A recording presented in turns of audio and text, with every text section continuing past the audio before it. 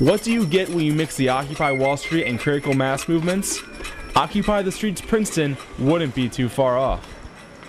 So Occupy the Streets Princeton got started because I had gone to a couple of the Occupy Wall Street events, and while I enjoyed that and felt inspired by it, I also felt there have to be people who feel similarly here. And I was thinking about critical mass, which for people who don't know is an international movement of cyclists and in large groups occupy the streets basically to increase awareness of bicycles, and it's also a statement against oil and sort of a really grassroots democracy type event. And there were many motivations that inspired people to come out. I think that this is democracy in action.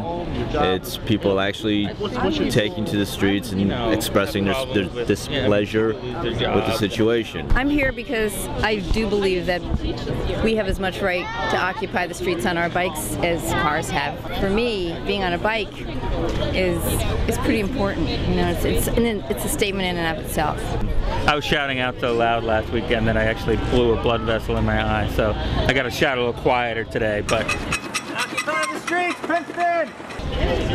It'll be a nice ride. Many people reacted quite positively to the cyclists.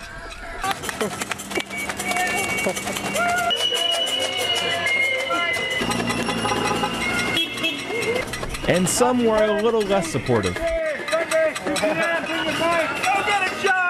But either way you may view it, taking a hard look at the state of our country is always emphasized.